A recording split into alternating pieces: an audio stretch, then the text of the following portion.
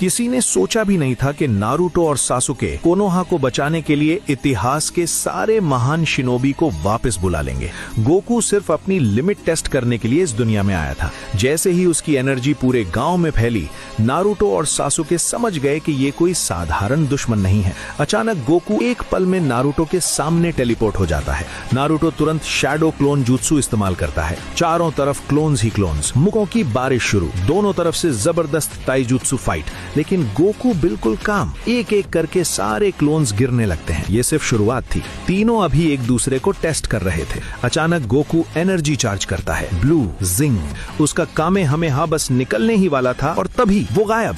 अगले ही सेकंड वो नारुतो के पीछे। लेकिन उसी वक्त सासुके अपनी अमेनो तेजीकारा टेक्निक से उसकी पोजीशन बदल देता है। नारुतो मौका देखकर रासेनगान मार देता है, ब्लास्ट, जबरदस्त एक्सप्लोजन। सासुके फिर से टेलीपोर्ट करता है और एक और अटैक लगाता है। गोकू पीछे उड़ता है। तभी पर्पल सुसानो मैदान में उतरता है, उसकी तलवार सीधा गोकू की तरफ। लेकिन उसी पल कुरामा मोड एक्टिवेट। नारुतो और सासुके की प्रेशर पावर पूरी तरह रिलीज हो चुकी थी। पर याद रखो, गोकू अभी तक सीरियस नहीं था। वो जमीन पर हल्का सा पैर टिकाता है और सुपर सेयन बन जाता है। अब स्पीड और पावर दोनों अलग लेवल पर। गोकू लिटरली सुसानो के ऊपर दौड़ने लगता है। सासुके की आंखों में शॉक, एक एक ब्लास्ट और उसकी सारी डिफेंस टूट जाती है। नारुतो फुल पावर से रोकने की कोशिश करता है, लेकिन गोकू हवा में कूदकर एक ही वार में उसका फॉर्म तोड़ देता है। गोकू मुस्कुरा रहा था, उसे लग रहा था फाइट खत्म हो चुकी है। तभी अचानक धड़ाम, जमीन से एक एक करके लकड़ी के ताबूत बाहर आने लगते हैं। पूरा बैटलफील्ड हिल जाता है। नारुतो और सासुके राहत की सांस लेते हैं, क्योंकि सामने खड़े हैं